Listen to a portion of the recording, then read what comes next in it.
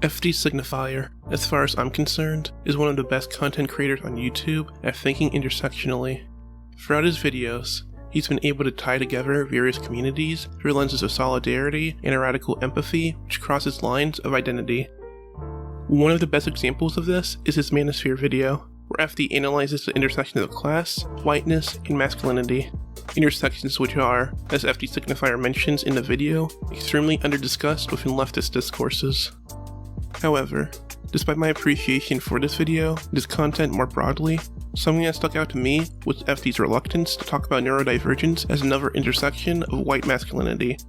During multiple portions of his video, it struck me that F.D. essentially described autism without actually talking about autism as a subjective experience. Because of this omission, the Manosphere video occupies a strange place for me. It is both an incredibly incisive analysis of whiteness and masculinity, while also completely dropping the ball on being aware of neurodivergence and its relationship to the Manosphere, pickup artistry, and the alt-right as a broader force. In some ways, this is okay. F.D Signifier doesn't have to talk about autism, that's not his responsibility.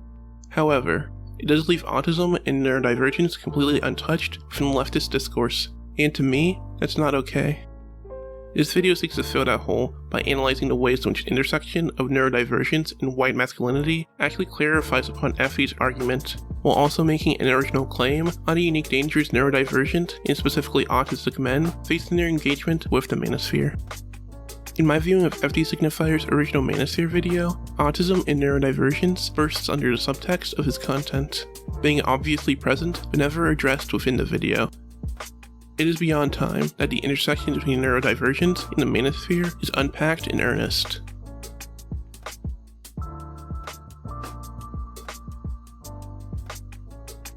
To start out, I can summarize F.D Signifier's Manosphere video for those who have not watched it.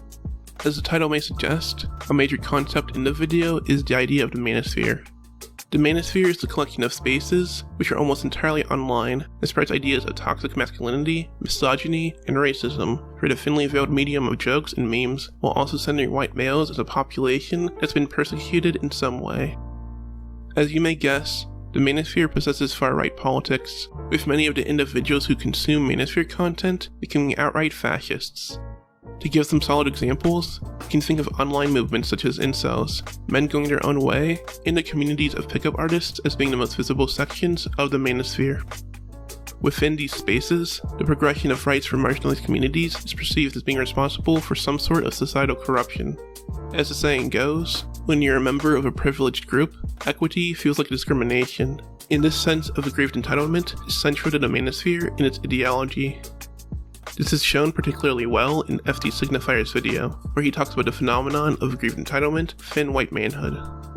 Kimball describes aggrieved entitlement as a sense of shame and frustration and eventually rage that comes from men who feel like their patriarchal dividend has been denied in some way. He states, "That shame and humiliation underlie basically all violence.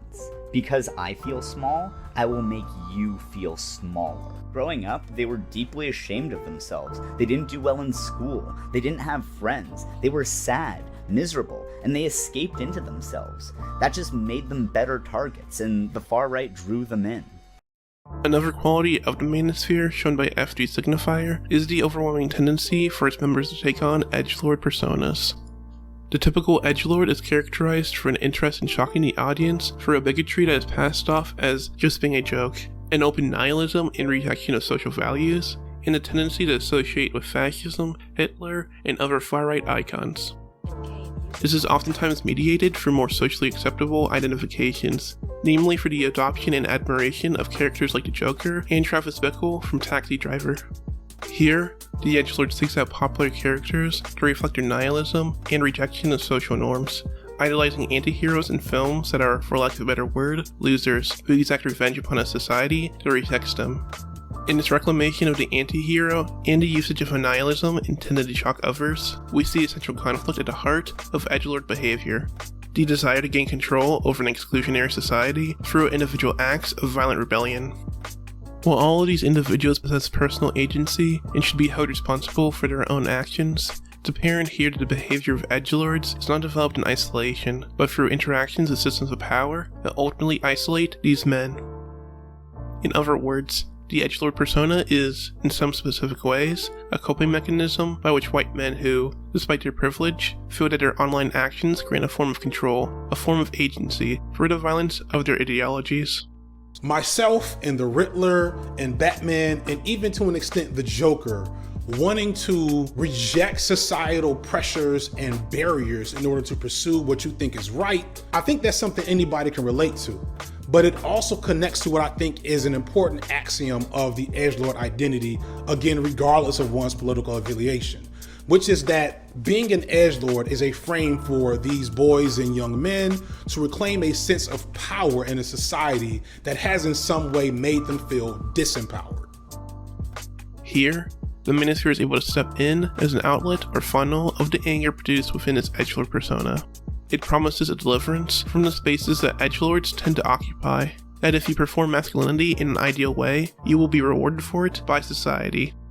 In a lot of ways, the Manosphere obfuscates the actual systemic issues underlying the failures of white men.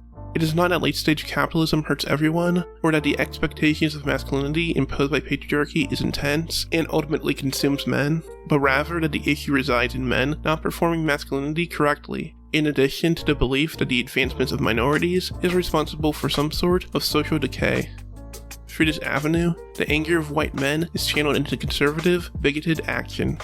White men who enter the Manosphere become angry at women or minorities, but never at systems of power.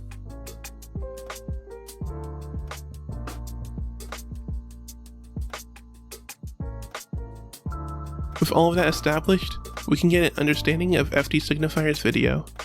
Of course, there is a lot of nuance missing, and I greatly encourage you to actually go watch the original Manosphere video.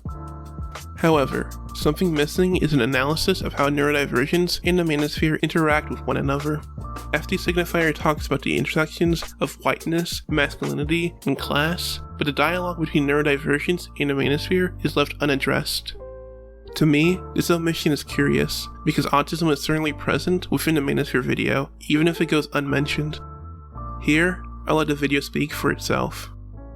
If I were a normal 13-year-old white boy and I was struggling socially, or I was struggling emotionally, or I was struggling with an ACE, an adverse childhood experience, and maybe I'm a product of white habitus. So even though I don't outwardly hate or take issue with people of other races or queer people or women, I also don't quite have the best filters for recognizing harmful and aggressive beliefs about those groups. Maybe I'm into anime or gaming because those spaces make me feel good and those communities affirm me and give me a sense of belonging and identity that I don't get in other social spaces. Whatever the case, if I was looking for help and I was looking for something to aid me in a way that made sense from my specific, unique intersection among people that I tend to trust, unless there was someone like truly there to aid me right on time in a specific journey into a progressive and useful, like,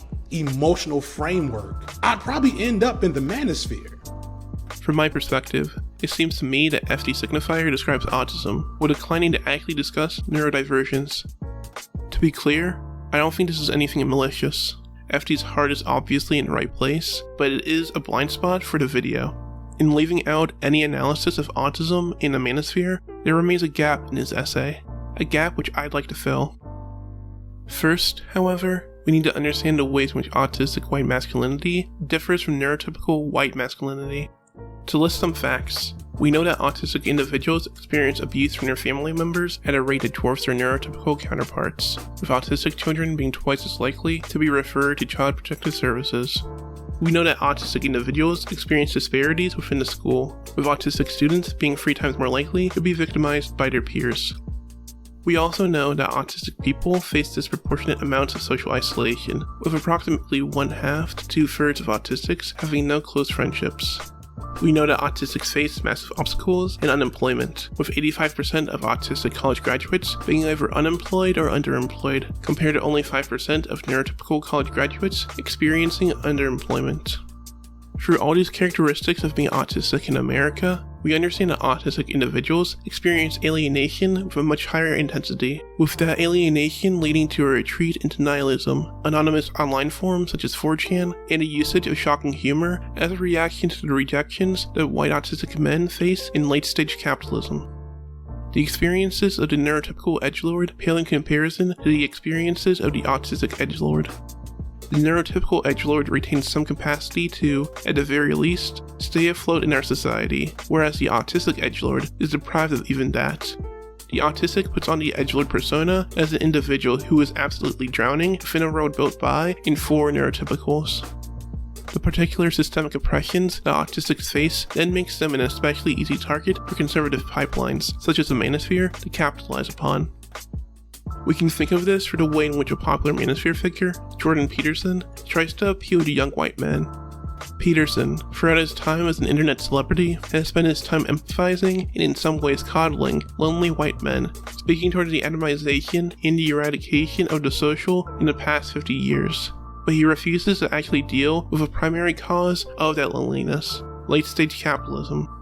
Instead, what Peterson does is play up individualism and personal responsibility, urging individuals to clean their room or to go on a quest of personal improvement instead of questioning the fundamental hierarchies that make up Western civilization. While I despise Peterson's politics, I can offer an olive branch here. At some level, I think personal responsibility is not something to totally dismiss, and there's a real utility in making such arguments. The problem that Peterson brings up, however, is that his imagination of what taking personal responsibility looks like is thoroughly ideological. For Peterson, taking personal responsibility is synonymous with performing this ideal image of masculinity, upholding patriarchy through his process of bastardizing self-help rhetoric. To put it simply, Peterson is in large part successful as a public figure because of his ability to sympathize with and talk to lonely white men. But in speaking to these white men, Peterson funnels these individuals into ideologies of patriarchy, racism, homophobia, and transphobia. While I don't want to take a soft stance against Peterson and his followers, I think Peterson's ability to connect with his demographic is something to actually analyze. The right wing does a much better job of organizing people who are lonely, people who are atomized, people who feel alienated from the entire social field that surrounds them. And while this, of course, has a despicable racial and gender element to it due to the Manosphere's centering of whiteness and masculinity, it is no mistake that these people, including a significant number of autistics, are being radicalized by the far right. Loneliness does not mean that there is no opportunity to organize these individuals, and the far right understands this in a way that the left does not.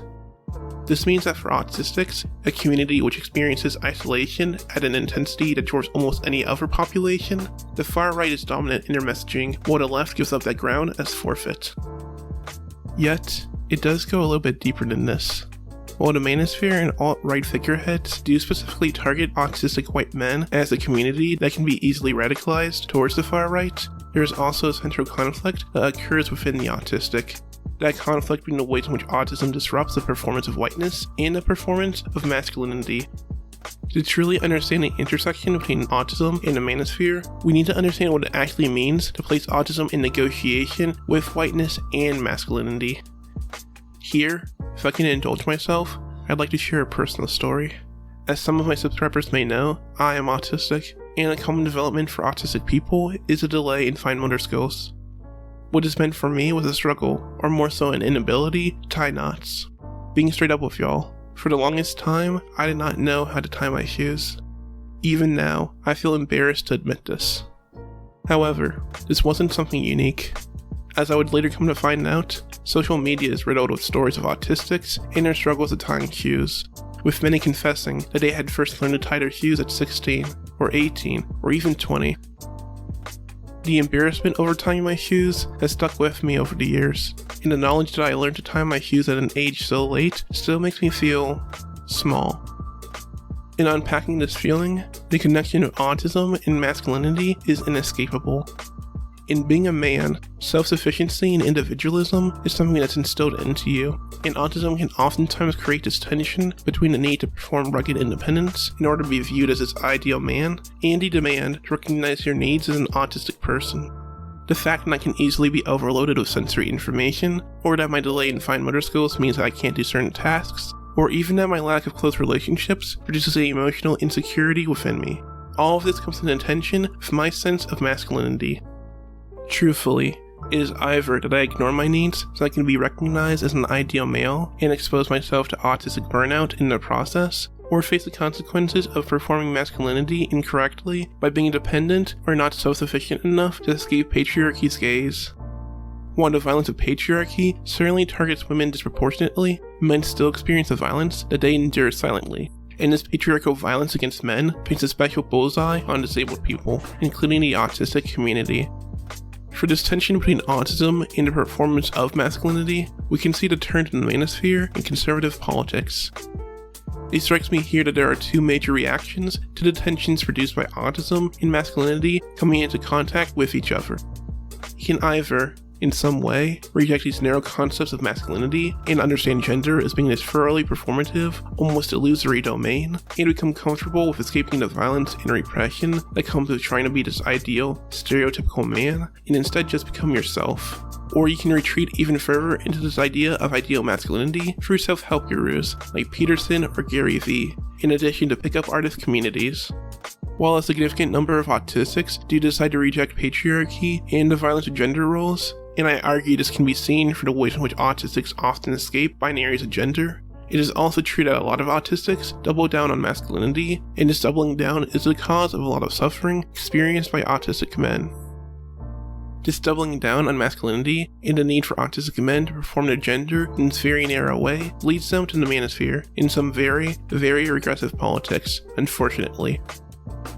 For the ways in which Manosphere preys upon autistic men, we see an oppressed community experiencing systemic barriers to labor, education, and even just social relationships in general, still being sucked into alt-right pipelines and reactionary politics, despite the fact that these politics are completely against their own self-interest. The political left is just not doing enough to speak to this community, and in some ways, the left seems to not even care about autistic people. This apathy from the left effectively leaves autistic men to the manosphere and its regressive ideologies. We can also understand autism in relation to whiteness and the autistic tendency to lose out on many of the advancements given to the neurotypical white man. Of course, this isn't to ignore the compounded oppression experienced by non-white autistic men and women, rather to analyze the exact place white autistics occupy within the category of whiteness. We can first examine this dynamic for the example of white trash. While white trash does benefit from white privilege, they're also looked down upon as a group of people who are incapable of living up to the promise of success that whiteness does bring. In some ways, we can think of white trash as failing at the performance of whiteness. They are not lawyers, they are not engineers, and they are not corporate workers. They fail to emulate the image of whiteness as being this hegemonic ideal. Instead, the image of white trash is downtrodden, impoverished, starving. They fail to uphold the performance of whiteness, and similar to the failure of performing masculinity, this results in an anger, or a sense of aggrieved entitlement. For this aggrieved entitlement, poor white workers experience a visceral rage because of the failure to access what they believed white masculinity to be. Poverty and its associated effects therefore emasculates the white worker. Not only are you poor, but you're poor and white, and it makes you a special failure to be able to mess up white privilege. This process of emasculation ultimately results in white rage. This white rage, as you can probably guess, gets channeled into all the wrong activities. The anger of white men does not result in activism and unionization efforts against capital and systems of power, but instead gets transferred onto disadvantaged communities such as women or racial minorities. As you can expect, the experiences of white trash and white autistic men have a lot of overlap. Autistics tend to be unemployed or underemployed. They have high rates of suicide and depression, experience intense amounts of social isolation, and are faced with living in a society that is thoroughly inaccessible for them, being built by and for neurotypicals.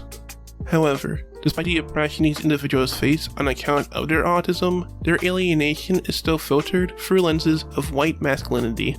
The social isolation and inaccessibility of society experienced by autistics is turned into an individual struggle, that it's a personal failure for the autistic to struggle, and this leads to a feeling of inadequacy in regards to the autistic's ability to perform whiteness, similar to the experience of white trash. From here, the manosphere and alt-right are able to prey upon the autistic who doubles down on the validity of performing whiteness and internalizes feelings of self-doubt and low self-esteem. The radicalization of white autistic men to the far right isn't just about the Manosphere being shitty, but also a fundamental tension between autism, whiteness, and masculinity that goes unresolved under late-stage capitalism. Unfortunately, as mentioned before, the left lacks an understanding of autism in general, let alone an analysis of the intersections of autism and white masculinity, ultimately allowing the Manosphere to dominate that demographic while also leaving no appealing left-wing alternative for autistic white men.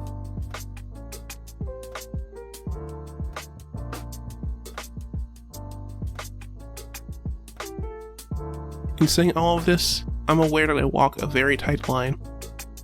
In a lot of ways, I'm asking leftists, many who are members of marginalized communities, to have empathy for these very lost, very angry, and ultimately very dangerous white men.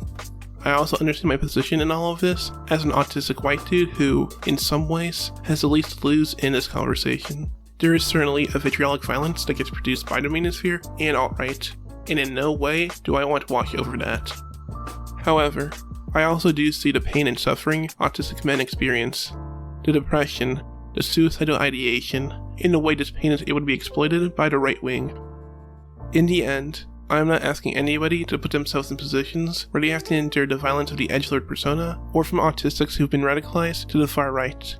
But I am asking for the left to actually express a politics of care, a politics of empathy, especially in relation to autistics. We cannot understand these individuals as just lost causes to disregard, but rather as a result of systemic failures within neoliberal capitalism. While it may be an unpopular opinion, there needs to be some section of the online left that engages in a sincere empathy for autistic people. Otherwise, we're going to see the same trends continue, with autistics being sucked into far-right politics because that's the only outlet that recognizes their rage at a system that oppresses them. It cannot just be us versus them. It has to be all of us together, in opposition to systems of power. And in order to reach that point, we need a radical empathy to emerge, and to finally start some uncomfortable conversations between autistics and neurotypical leftists, a discussion which is not taking place in the mainstream left. In making this video, I hope we can start having that discussion, and to begin a politics of care that speaks to and includes autistic people.